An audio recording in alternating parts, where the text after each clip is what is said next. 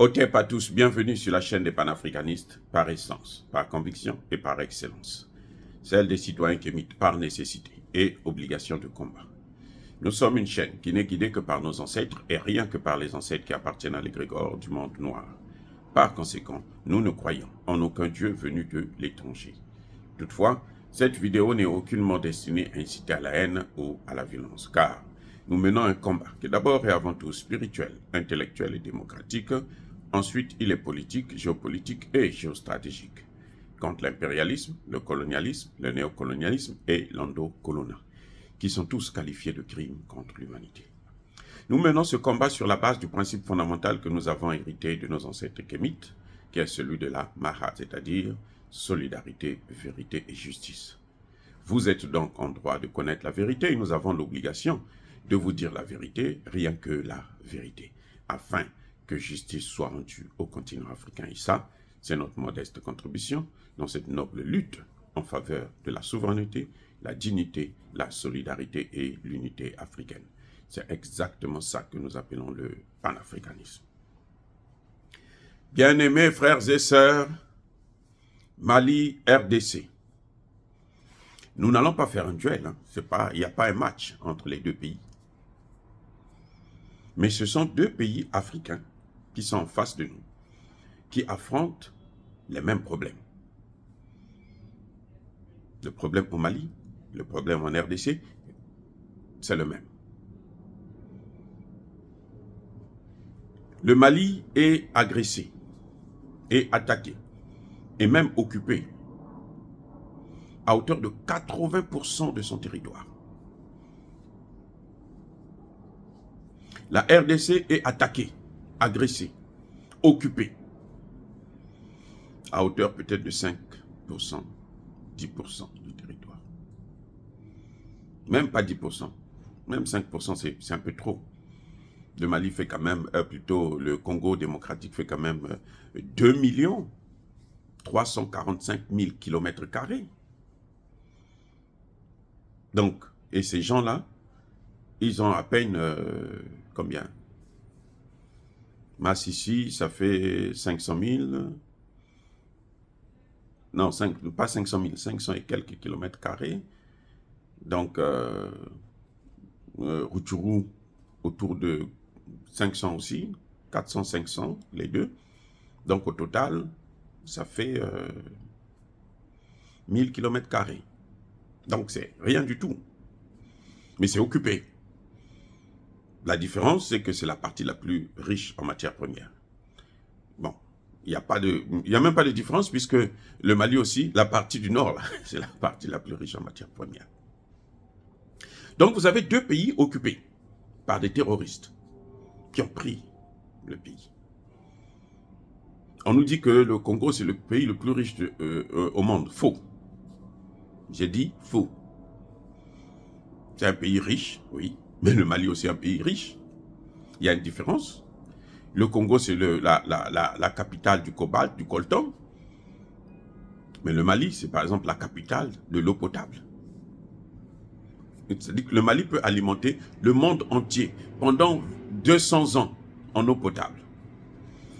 Et nous savons tous la valeur de l'eau par rapport au coltan. On ne mange pas le coltan. L'eau, on boit l'eau. Et c'est ce qui donne la vie. Bref. Donc sur ce plan-là, on n'a pas vraiment de comparaison. On voit que les deux pays sont des pays qui regorgent des matières premières. Donc il faut les soutenir. Et qui les agresse? Ceux qui les agressent, ce sont les Occidentaux. C'est les États-Unis, c'est la France, c'est l'Angleterre, l'Allemagne, tous ces pays-là. La RDC aussi, là, les mêmes. Derrière Kagame, vous avez les États-Unis, la France, les machins. Les mêmes causes produisent les mêmes effets, les gars. Les mêmes causes produisent les mêmes effets. On rentre, on dépose des terroristes. Les terroristes font le travail pour nous. Et nous, on vient maintenant pour prendre la partie, piller les matières premières. Les terroristes en RDC demandent quoi? L'indépendance. Les terroristes au Mali demandent quoi? L'indépendance. La même situation. La même situation. Maintenant, vous avez deux leaders. Là, c'est le sommeil et la mort. Avec des visions complètement différentes. Je dis bien complètement différentes. Écoutez-moi bien ce que vous êtes en train de voir là. Surtout les Congolais, écoutez-moi bien. Il n'y a pas de différence. Ce sont des pays riches, ce sont des grands pays. Le Mali fait plus d'1,5 million de kilomètres carrés. Près d'1,5 million. Le Mali fait 2 fois la France. Le Congo fait 4 fois la France. Donc le Congo a plus de potentialité. Le Congo compte 120 millions d'habitants. Le Mali compte 20 et quelques, 26 millions d'habitants. Nous avons un autre leadership dans les deux pays. Tshisekedi est en train de faire terminer son premier mandat, 5 ans. Assimi Goïta est en train de, à maintenant 2 ans. Tshisekedi a même plus d'expérience. Tshisekedi devait comprendre ces choses-là avant Assimi Goïta. La RDC, il y a une mission des Nations Unies qu'on appelle la MONUSCO. Le Congo, là, et plutôt le Mali, il y a une mission, il y a eu, en fait, ils sont partis il y a 3 jours. Enfin, je veux dire, hein, c'est une façon de parler, il y a 3 semaines. Ils sont partis, il y avait la MINUSMA. Depuis 10 ans. Au Congo, ils sont là depuis 24 ans. Au Congo, ils n'ont pas compris qu'ils ne servent à rien, ce sont eux le problème. Ils ne sont pas la solution, ils constituent plutôt le problème. Au Mali, ils ont compris que, mais avec eux, on ne peut pas régler le problème. Assimi Goïta fait des démarches. Des démarches, mais alors, tambour-bâton. Des démarches, tambour-bâton. La guerre diplomatique, on a vu la guerre, comment Abdoulaye Diop a affronté, en face à face, l'ambassadeur français aux Nations Unies, au Conseil de sécurité. Il a affronté, il dit, on est là, nous sommes des hommes, on va voir. Vous avez l'argent, nous on est pauvres. Mais on va voir maintenant qui va gagner ce combat. Parce que dans la tête là, c'est pas l'argent qui joue. C'est pas parce que vous avez l'argent que vous êtes intelligent. D'ailleurs, vous avez nos dirigeants. Je ne connais pas le salaire d'Assimi Goïta, mais celui de Tshisekedi, c'est environ 1 million de dollars américains par mois. Écoutez, le député, le sénateur congolais est payé à 21 000 dollars américains par mois. Il gagne mieux que le secrétaire d'État américain. C'est bien. Le député congolais a un salaire supérieur à celui du secrétaire d'État, la 3e personnalité américaine. Il gagne à peu près le salaire d'un président américain. Le député congolais. Il faut que les Congolais le sachent bien. Vous allez me dire que ce n'est pas le salaire qui compte. Si vous avez de gros salaires comme ça, ne vous endettez pas, monsieur, madame. Au moins, ne vous endettez pas. Tshisekedi est arrivé au pouvoir. Écoutez, Tshisekedi est arrivé au pouvoir il y a 5 ans. Quand Kabila lui donne les clés du pays, le Congo n'est pas endetté. Je reprends pour que vous compreniez bien. Quand Kabila donne les oripeaux du pouvoir dans les mains à Tshisekedi, le Congo n'est pas endetté. Le Congo a plus d'1,6 milliard de dollars américains en réserve dans les comptes.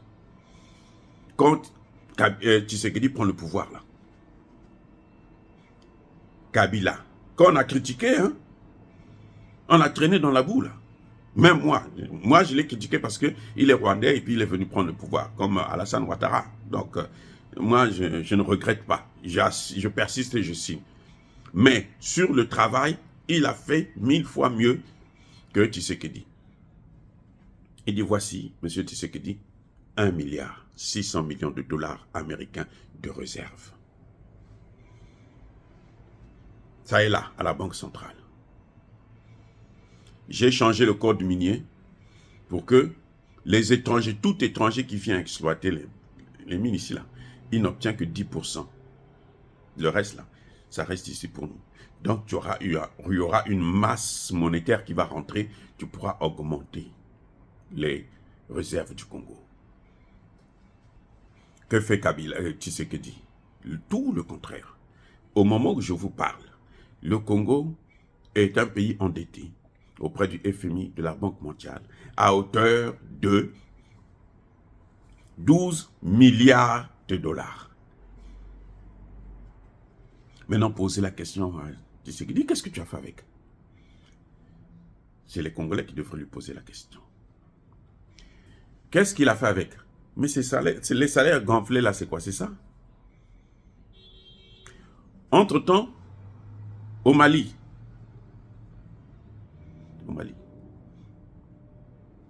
le salaire que Tshisekedi donne à ces députés-là.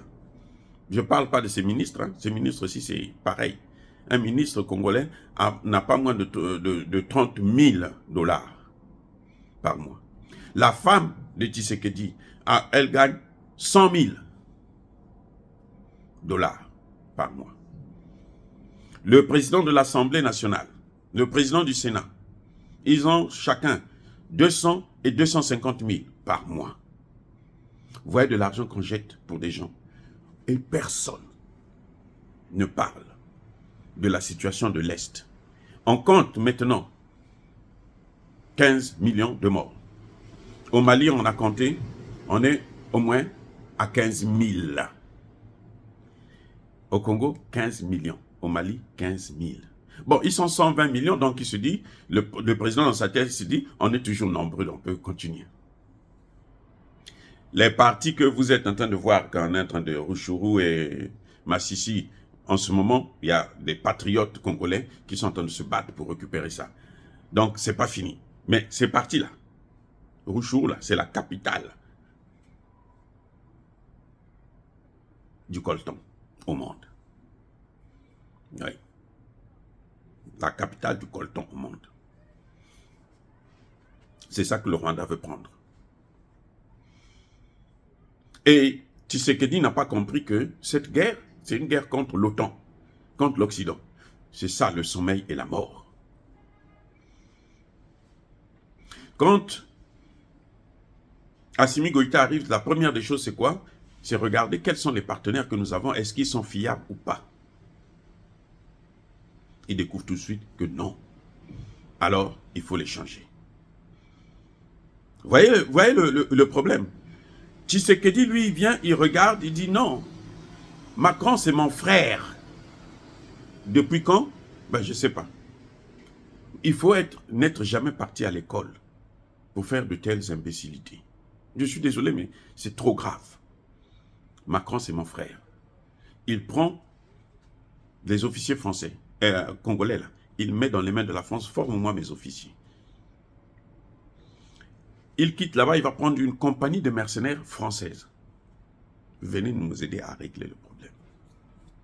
Il appelle le Rwanda, il négocie avec le Rwanda, le Kenya, le machin, toute la clique là, des voyous, pour venir l'aider à régler le problème. Les autres, quand ils viennent, ils disent, oh, mais cette affaire-là, on ne peut pas régler ça, parce que nous aussi, on tire notre profit, donc chacun de nous va prendre sa partie.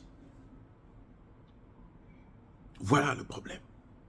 Même l'Afrique du Sud, quand elle arrive au Congo, elle veut prendre sa partie.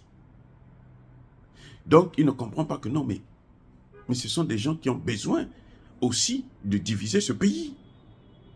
Ils pensent, dans la tête de ces bandits-là, de ces monstres de l'Afrique de l'Est et de l'Afrique australe, ils se disent que quand on va balkaniser le Congo, ce sera à leur profit. Non, ce qu'ils oublient, même le Rwanda ne va tirer aucun profit. Le Rwanda sera là pour sécuriser les matières premières. Donc, les militaires rwandais vont avoir leur part d'un bon salaire.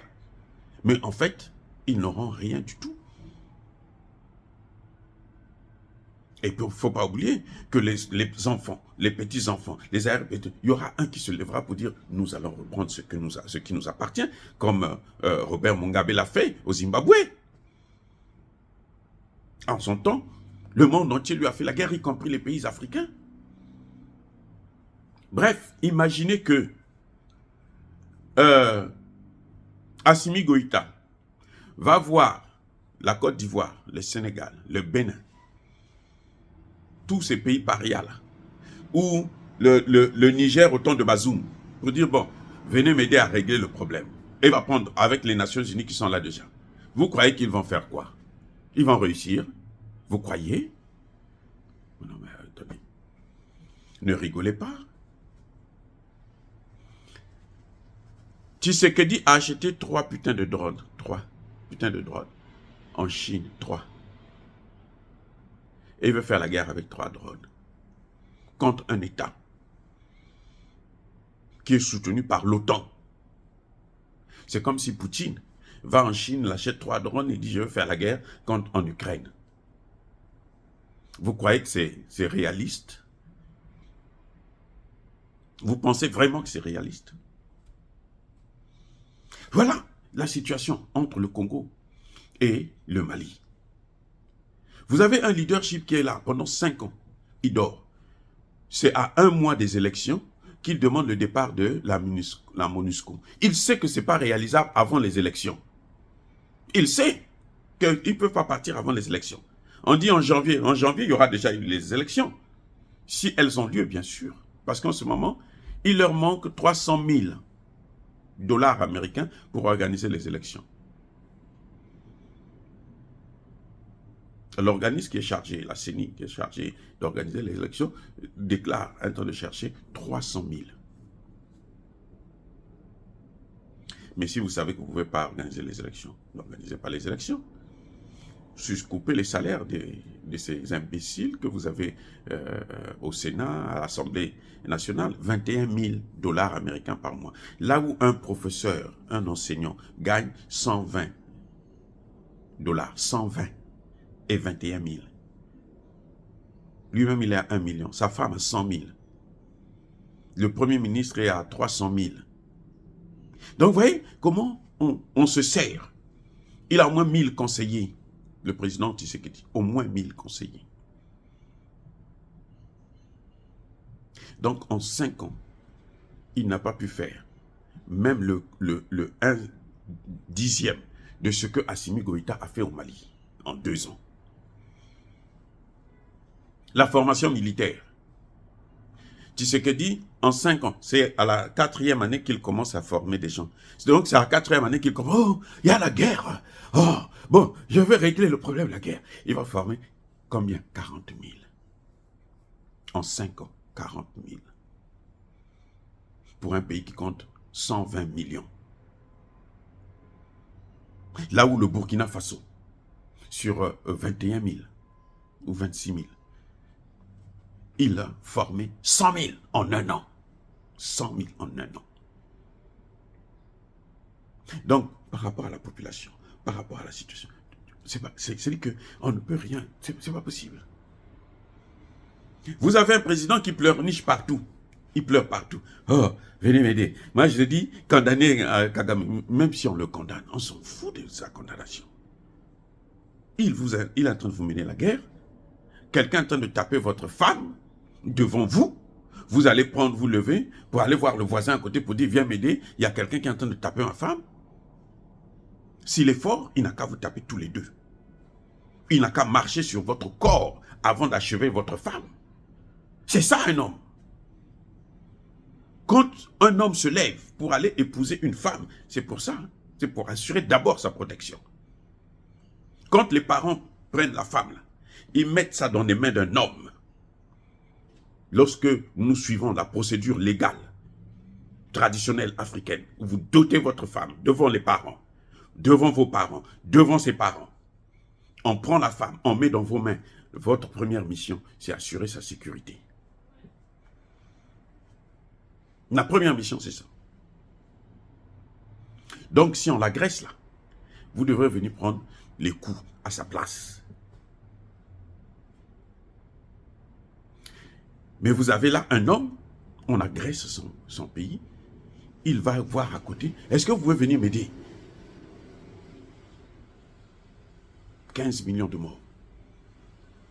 Il est en train de continuer à chercher. En ce moment, il est en train de négocier pour que la SADC, il y avait d'abord l'EAC, les pays d'Afrique de l'Est, maintenant il va chercher les pays d'Afrique de l'Ouest pour qu'ils viennent régler le problème à sa place. Vous avez déjà vu des imbécilités comme ça? Vous allez me dire que Assimi Goïta a le traité de l'Atlantique Nord, des États du Sahel. Oui, les États du Sahel, les 3 États ont le même problème. Et pour régler le problème, là, il faudrait que les 3 États puissent coordonner leur action. Voilà pourquoi c'est différent de ce que fait Tshisekedi. Il y a une grande différence. C'est-à-dire qu'on ne peut pas comparer. Voilà. Quand Assimi Goïta arrive, il pointe le doigt sur le partenaire. Il a chassé la France, il a chassé Takuba, il a chassé les Nations Unies. Ce que tout le monde, quand Barkhane Paris dit, dans 2 semaines, là, le Mali sera occupé. Dans 2 semaines, le Mali avait déjà récupéré au moins 10%. Oui, parce que le partenaire était mauvais, il a compris. Mais Tshisekedi, il va faire la guerre, il va prendre les Français, les Américains. Au point où même Biden l'a chassé aux États-Unis. Et il a dit, je ne veux pas te voir. Parce qu'il est trop bête. Parce qu'il est nul comme tout. Biden l'a chassé. C'est Biden, sait. S'il ne le sait pas, maintenant je l'informe. Celui qui est derrière le Rwanda, ce sont les États-Unis. C'est l'OTAN. C'est-à-dire la France, l'Angleterre, l'Allemagne et toute la clique. Mais si tu comptes sur eux, mais ils vont finir par avaler le Rwanda. Le Kenya et autres qui pensent que ce sera avantageux pour eux de prendre une partie du Congo. Qui leur a dit ça?